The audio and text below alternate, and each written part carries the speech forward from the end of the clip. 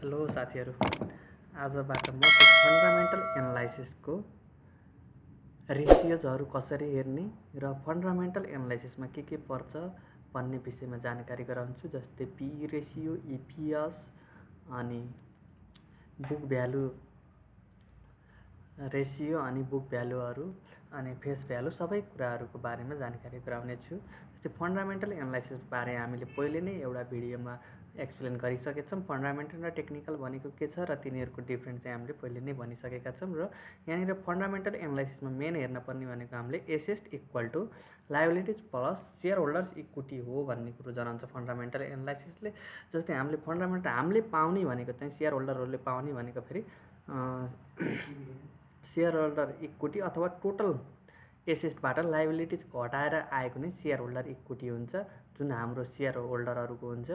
अनि यहाँनिर गएर फन्डामेन्टल एनालाइसिसका की पोइन्टहरू छ हैन।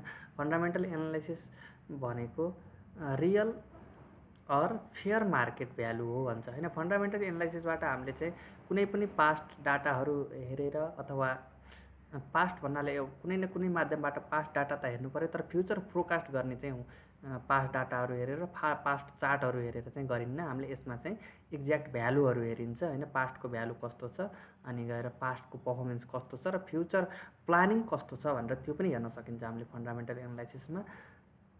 अनि फन्डामेन्टल एनालाइसिसभित्र चाहिँ अब हामीले मेन कुरा गर्छौँ आज यहाँनिर सेयर भ्यालु। अब सेयरको भ्यालु चाहिँ एउटा फेस भ्यालु र बुक भ्यालु अनि मार्केट भ्यालु, तीनवटा भ्यालुहरू हामीले हाम्रो चार्टमा अथवा कुनै पनि मेरो लगानी, मेरो सेयर अथवा नेपाली पैसा कुनैमा हामीले के गरेका हुन्छौँ, हामीले यो तीनवटा भ्यालुहरू देख्न सक्छौँ र कसैमा दुईवटा भ्यालु मात्र पनि देख्न सक्छौँ। यो सबै तीनवटा जान्नुपर्ने हुन्छ। फेस भ्यालु भनेको त्यो कम्पनीको बिगिनिङ प्राइस हुन्छ, जुन फेस भ्यालु नर्मल्ली हाम्रो सेयरमा चाहिँ 100 रुपियाँ र बन्डमा 1000 रुपियाँ तोकेर निष्कासन गर्ने गरेको हुन्छ। अनि गएर कहिलेकाहीँ चाहिँ प्रिमियम भनेर थपेर चाहिँ 300 रुपियाँ 200 रुपियाँमा पनि निष्कासन गर्न सक्छ, तर त्यो चाहिँ एक्स्ट्रा प्रिमियम हो। फेस भ्यालु चाहिँ हाम्रो 100 नै हुन्छ। अनि यहाँनिर गएर बुक भ्यालु छ। बुक भ्यालु भनेको खास हाम्रो जुन कम्पनी किनेका छौँ त्यो कम्पनीको वास्तविक मूल्य कति हो त, जस्तै त्यसको एसेटहरू, अनि गएर त्यसको अरू विभिन्न करेन्ट एसेटहरू, फिक्स्ड एसेटहरू, विभिन्न खालका इन्कमहरूबाट आएको एउटा बुक भ्यालु हुन्छ। अनि त्यो नै पर सेयरको बुक भ्यालु कति छ भनेर हेर्न सक्नु नै त्यो बुक भ्यालु हो। वास्तविक मूल्य भन्छ बुक भ्यालु भनेको। अनि मार्केट भ्यालु भनेको चाहिँ अब डिमान्ड र सप्लाईले गर्दा इफेक्ट पारेको हुनाले नर्मल्ली मार्केट प्राइस चाहिँ बुक भ्यालुभन्दा धेरै नै हुन्छ, तर हाम्रो नेपालको कन्डिसनमा हेर्दाखेरि हाइड्रो पावरमा चाहिँ कम पनि देखिया छ। अब यहाँनिर फेस भ्यालुको एक्सप्लेन गरिएको छ हैन। फेस भ्यालु भनेको अब यही भनिएको छ हैन, बन्ड अथवा डिभेन्चरको चाहिँ 1000मा इस्यु गरिन्छ भने सेयरको चाहिँ 100मा इस्यु गरिन्छ। पार भ्यालु चाहिँ हामीले 100 राखेका हुन्छौँ। पार भ्यालु भन्नु नै के हो, फेस भ्यालु हो हैन। अनि गएर अनि बुक भ्यालु भनेको, अब बुक भ्यालु भनेको भनिसकेँ, यहाँ लास्टमा फर्मुला हेर्न सक्नुहुन्छ हैन। यहाँनिर गएर फर्मुला देखाइएको छ, book value of a company equal to total asset minus total liabilities. जुन सम्पत्ति छ त्यसबाट लायबिलिटिज घटाएर आएको इक्विटी जुन हुन्छ हाम्रो, त्यो नै के हो, बुक भ्यालु हो। लायबिलिटिज घटाएर आएकोलाई इक्विटी भनेर मैले अघि नै भनिसकेको थिएँ हैन। त्यही किसिमले नै हाम्रो एसेटबाट लायबिलिटिज घटाएर आएको नै के हो, हाम्रो बुक भ्यालु हो सेयर होल्डरको हेर्दाखेरि। अनि पर बुक भ्यालु चाहिँ नम्बर अफ सेयरले चाहिँ डिभाइड गर्नु पर्यो हामीलाई। अब टोटल यो यहाँनिर टोटलको कुरो गरिएको छ हैन, टोटल एसेट, टोटल लायबिलिटिज, अनि divided by number of share गऱ्यो भने एक सेयरको चाहिँ कति बुक भ्यालु आउँछ भनेर चाहिँ हामीले निकाल्न सकिन्छ। अनि मार्केट भ्यालु भनेको, अब मार्केट प्राइस भनेको, अब मार्केट भ्यालु मार्केट प्राइस एउटै नै भयो हैन। अनि मार्केट भ्यालु भनेको अब त्यही डिमान्ड र सप्लाईले इफेक्ट पारेर एउटा निर्धारण गरेको हुन्छ। अब कम्पनीको एउटा पर्फर्मेन्स हेरेर हैन, अब फ्युचर प्लानिङ हेरेर, अनि गएर कम्पनीको पास्ट इन्कम हेरेर, रिजर्भमा कति राखेको छ, त्यो विभिन्न कारणहरू हेरेर चाहिँ हामीले मार्केटमा डिमान्ड एन्ड सप्लाई हुने गर्छ हैन। अब डिमान्ड हाई छ भने अब त्यो कम्पनी राम्रो छ भन्ने नर्मल्ली बुझ्छौँ हामीले अब टेक्निकलतिरबाट हेर्दाखेरि। र फन्डामेन्टलतिरबाट हेर्दा पनि हामीले अब डिमान्ड हाई छ भने चाहिँ त्यसको हामीले फन्डामेन्टल चेक गर्न सक्छौँ र त्यसको राम्रै नै हुनसक्छ हैन, राम्रै हुनुपर्छ। त्यही भएर नै मार्केटमा के गरेको हुन्छ, प्राइस चाहिँ हाई भएको हुन्छ। मार्केट प्राइस चाहिँ अब डिमान्ड र सप्लाईमै डिपेन्ड हुन्छ। अब यसमा अरू केही पनि छैन। अनि यहाँनिर सर्ट कुरा भनिएको छ, पार भ्यालु अनि बुक भ्यालु अनि मार्केट भ्यालु, तीनवटैको कुरो हामीले यताबाट डिस्कस गऱ्यौँ हैन। अनि पार भ्यालु भनेको अब त्यही सेयर इस्यु गर्दाखेरि जस्तै हामीले आइपिओमा किन्छौँ त्यो नै के हो, पार भ्यालु हो। अनि बुक भ्यालु भनेको कम्पनीको वास्तविक सम्पत्ति, अनि मार्केट भ्यालु भनेको अब मार्केटमा चलिरहेको एउटा ट्रेडिङ प्राइस हो, करेन्ट प्राइस भनौँ हैन, भर्खर चलिरहेको प्राइस चाहिँ मार्केट भ्यालु हो। त्यो अब बुक भ्यालुभन्दा कम पनि हुन पायो, धेरै पनि हुन पायो। अब रेसियोको कुरो गरौँ हामीले। अब नर्मल्ली पार भ्यालु, फेस भ्यालु अनि बुक भ्यालु जानिसकेपछि अब रेसियो जान्नुपर्ने हुन्छ हामीले। नर्मल्ली बेसिक कुरा चाहिँ म आज बताइरहेको छु हजुरहरूलाई हैन। बेसिक कुरामा चाहिँ प्राइस अर्निङ रेसियो पर्छ, पिई रेसियो, अनि EPS earning per share ratio पर्यो, अनि पिबी भनेको price to book value ratio भयो हैन। अनि यति तीनवटा रेसियो चाहिँ नर्मल्ली हामीले जान्नै पर्ने हुन्छ र तीनवटा रेसियोको लागि चाहिँ अब हामीले यहाँनिर गएर एक्सप्लेन गर्छौँ। अब बुक भ्यालु फर्मुला, बुक भ्यालुको फर्मुला चाहिँ के छ त हैन, बुक भ्यालु कसरी निक्लिन्छ। अब बुक भ्यालु भनेको मैले भनिसकेँ वास्तविक मूल्य, यहाँनिर total common share equity minus preference stock हैन। यदि प्रिफरेन्स स्टक भनेर कम्पनीले लिस्टेड गरेको छ अथवा कम्पनीको ब्यालेन्स सिटमा राखेको छ भने चाहिँ प्रिफरेन्स स्टकको जुन पर्सेन्टेज हुन्छ उसले जस्तै 1 लाखको 10% पाउने भनेर पहिले निर्धारण गरिएको हुन्छ हैन। प्रिफरेन्स सेयरको यति % पाउने भनेर सपोज 10% पाउने भनेर निर्धारण गरिएको छ भने चाहिँ टोटल कमन सेयर होल्डर्स इक्विटीबाट चाहिँ प्रिफरेन्स सेयरको 10%, 1 लाखको 10% भनेको 10,000 चाहिँ हामीले यहाँनिर घटाएर divided by number of outstanding सेयरले हामीले डिभाइड गरिसकेपछि पर सेयरको बुक भ्यालु निक्लिन्छ। त्यो नै के हो, हाम्रो वास्तविक बुक भ्यालु हो। अनि यहाँनिर यसलाई हेर्न सक्नुहुन्छ, जस्तै करेन्ट स्टक प्राइस छ हैन,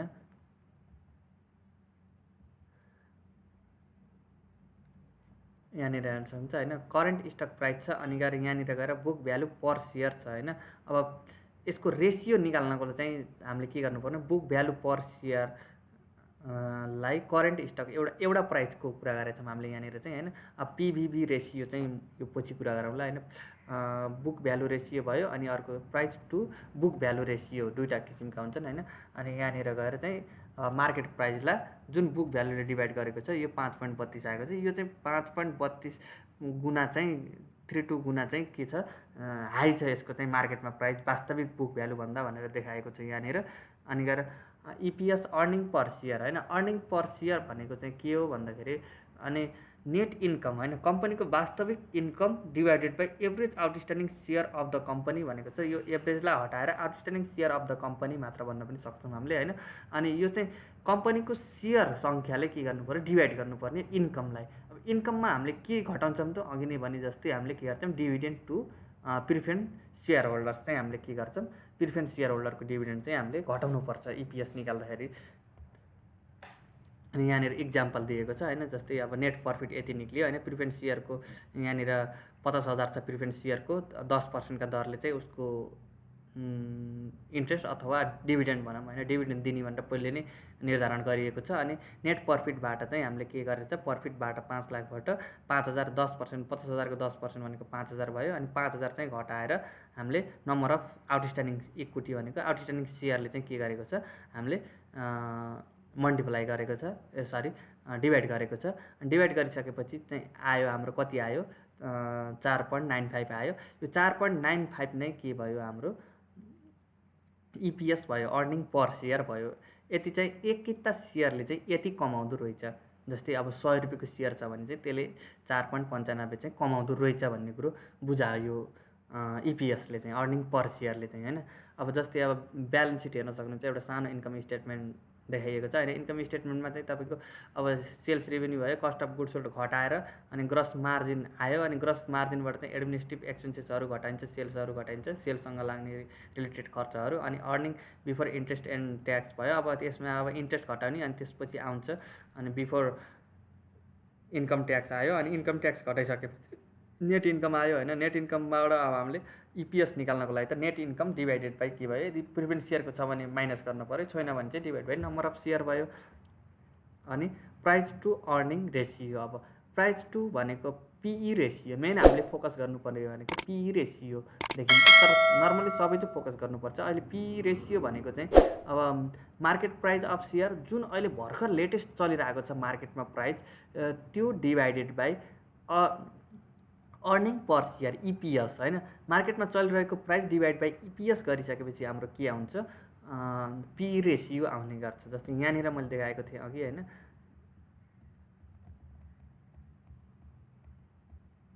ल यहाँ इपिएस होइन।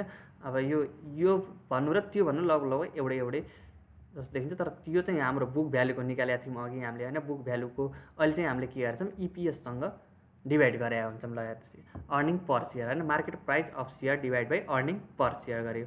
अब यहाँनिर गएर ल हेर्नुहोस्, पी रेसियो, अब पी रेसियो कमर्सियल ब्याङ्कको मैले एउटा इक्जाम्पल राखेको छु होइन। अब कमर्सियल ब्याङ्कको पी रेसियो पनि राखेको छ अनि इपिएस पनि राखेको छ अनि मार्केट प्राइस पर सेयर राखिएको छ होइन।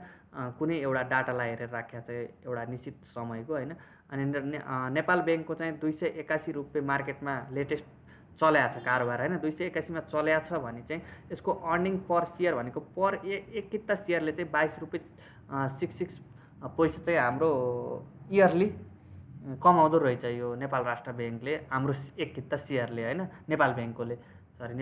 अनि त्यसपछि गएर प्राइज अर्निङ पी रेसियो चाहिँ अब प्राइज अर्निङ 12.40 गुणा चाहिँ हाम्रो के छ, प्राइज अर्निङ छ जुन कमाएको छ त्योभन्दा चाहिँ 12.40 गुणा चाहिँ बढी छ हाम्रो के छ, मार्केट प्राइस छ भन्ने जनाउँछ।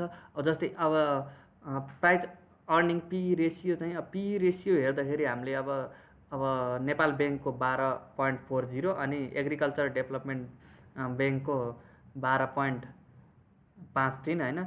अनि यसरी अब फरक छ, कसैको हाई छ ल यहाँ हेर्न सक्नुहुन्छ, कसैको 14% छ, कसैको 13% छ, कसैको 12% छ।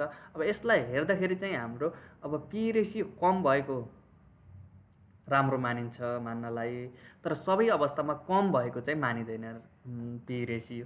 अब हामीले हेर्नुपर्ने हुन्छ अरू फ्याक्टर पनि हेर्नुपर्ने हुन्छ, पी रेसियोलाई मात्र टार्गेट गर्नु हुँदैन। अब फ्युचर पर्फर्मेन्स कस्तो छ यसको, फ्युचर प्लानिङ कस्तो छ यो नेपाल ब्याङ्कको, सबै कुरो यसले यो पी रेसियोले मात्र डिपेन्ड चाहिँ गर्दैन अनि इपिएसले मात्र चाहिँ डिपेन्ड गर्दैन। जस्तै अब एग्रिकल्चर ब्याङ्कको 412 रुपियाँ मार्केटमा चलिरहेछ भने अब यो अब्जेक्टली महँगो छ यो भन्दा त होइन, तर 281 भन्दा, तर यसले भन्दा यसले रिटर्न के छ धेरै दिइरहेछ कि यहाँनिर होइन। अर्निङ पर सेयर चाहिँ यसको के छ धेरै छ यहाँनिर देखाउँछ। अब सबै अवस्थामा महँगो ब्याङ्क नकिन्ने अनि सस्तो ब्याङ्क किन्ने भन्ने चाहिँ कुरा हुँदैन सेयर मार्केटमा। अब त्यसको रिटर्न चाहिँ कति आउँछ, कति लगानी गरेर कति रिटर्न आउँछ, कति पर्सेन्ट लगानी गरेर कति पर्सेन्ट रिटर्न पाउँछ हामीले भन्ने कुरो ध्यान दिनुपर्ने हुन्छ। अब यहाँनिर गएर अरू ब्याङ्कको पनि छ होइन, कमर्सियल ब्याङ्क 27वटा नै मैले राखेको छु इक्जाम्पल होइन। अनि सिटिजन ब्याङ्क छ 14 छ होइन, इपिएस के अरे पी रेसियो के छ 14 छ। अब अरू ब्याङ्क ग्लोबल आइएमको पी रेसियो 15 छ होइन। अब यसको अर्निङ पर सेयर 16 छ। यहाँनिर गएर सबैको चाहिँ के राखिएको छ अनि गएर यो राष्ट्रिय वाणिज्य ब्याङ्कको चाहिँ अपडेट गराएको छैन, त्यही राख्न पाइएको छैन। अनि त्यसपछि चाहिँ यसरी नै हामीले के गर्यौँ, EPS, earning per share, P ratio, price to earning ratio र मार्केट प्राइस अनि बुक भ्यालु रेसियोको बारेमा जानकारी गरायौँ। अनि यो चाहिँ के हुन्छ भन्दाखेरि हामीले यिनी कुरो मात्र, यी 3वटा कुराले मात्र चाहिँ मार्केटलाई प्रभाव पार्दैन, हामीले विभिन्न फ्याक्टरहरू हेर्नुपर्ने हुन्छ। त्यो भएको हुनाले सेयर मार्केटमा लगानी गर्दाखेरि बेसिक हेर्नुपर्छ यो पी रेसियो, इपिएस यिनी चाहिँ हेर्नुपर्छ होइन। त्यो भएर नै मैले तपाईँहरूलाई यो सानो एउटा भिडियो बनाएर जानकारी गराउन लागेको र यो सेयर मार्केटमा छिर्ने मान्छेहरूले चाहिँ जान्नै पर्ने आवश्यक हुन्छ। यहाँनिर गएर अब हामीले फन्डामेन्टल एनालाइसिसको हामीले के गर्छौँ, अब मेरो लगानीमा गएर एक फेर हेर्न सक्छौँ होइन। जस्तै हामीले हेरौँ कसको हेरौँ ल, एभरेस्ट ब्याङ्कको हेरौँ होइन। इबिएल यहाँ सर्च गर्न सक्नुहुन्छ, इबिएल भनेर एभरेस्ट ब्याङ्कको सर्च गरेँ, आज चाहिँ प्राइस बढेछ होइन एभरेस्ट ब्याङ्कको। अनि यहाँनिर गएर तपाईँले यो साइटमा जति देखाउँछ यो फन्डामेन्टलै हो नर्मल्ली भन्ने बुझाउँछ होइन। जस्तै अब यसले डिभिडेन्ड चाहिँ वर्षमा यति बाँडेको छ 20%, अब 75-76मा चाहिँ, अनि बोनस चाहिँ यति बाँडेको छ, बोनस भनेको बोनस सेयर भयो, डिभिडेन्ड भनेको क्यास डिभिडेन्ड चाहिँ यति दियो, अनि राइट सेयर यति दियो यो इयरमा 72-73मा भनेर चाहिँ देखाएको छ। यहाँनिर गएर price to book value ratio भनेको चाहिँ अब यसको चाहिँ 3.31 रहेछ price to book value ratio. हामीले बुक भ्यालु भन्दा 3.31 गुणा चाहिँ हामीले के गर्नुपर्छ, बढी तिरेर चाहिँ यसको सेयर किन्नुपर्ने अवस्था रहेछ। अनि गएर बुक भ्यालु भनेर देखा 218 छ अनि मार्केट प्राइस के छ 705 छ। हेर्नुहोस् यहाँ हेर्न सक्नुहुन्छ कति धेरै डिफ्रेन्ट छ मार्केट प्राइस। अनि गएर पी रेसियो अहिलेको पी रेसियो 24.68 देखायो होइन। P ratio price to earning ratio यति देखायो। अनि इपिएस अर्निङ पर सेयर चाहिँ 76-77मा यसले अर्निङ चाहिँ यसको 29.38 चाहिँ के छ अर्निङ पर सेयर इपिएस छ। यसरी हेर्न सक्नुहुन्छ तपाईँले आफ्नो उमा चाहिँ। अब सेयर आउटस्ट्यान्डिङ भनेको चाहिँ नम्बर अफ सेयर भनेको यसको सङ्ख्या चाहिँ यति छ, यहाँनिर हेर्न सक्नुहुन्छ नम्बर अफ सेयर सङ्ख्या कति छ। अनि लिस्टेड ओन यसको लिस्टेड कहिले भएको होइन सबै कुरो लास्ट ट्रेड ओन भनेछ। अनि लास्ट ट्रेडिङ टाइम चाहिँ कहिले भएछ यसको लास्ट ट्रेडिङ टाइम भनेको अब क्लोजिङ टाइमसम्म 3 बजीसम्म नै यसको ट्रेडिङ टाइम भएछ भन्ने कुरो देखाउँछ। यसरी अब यो 52 हप्ताको चाहिँ हाई लो र हाई दुईवटै प्राइस दिएको छ। लो 522सम्म गएछ र हाई 880सम्म चाहिँ यसको प्राइस गएको रहेछ। अब विभिन्न कुराहरू हेरेर चाहिँ हामीले सेयर मार्केटमा लगानी गर्नुपर्ने हुन्छ। आजको लागि हाम्रो भिडियोलाई हेरेर साथ दिनुभयो सबैलाई धन्यवाद भन्न चाहन्छु। र हाम्रो अन्तिममा गएर हाम्रो भिडियोलाई चाहिँ सब्सक्राइब गर्न नभुलिदिनु होला भन्दै यहाँबाट बिदा हुन्छु। धन्यवाद।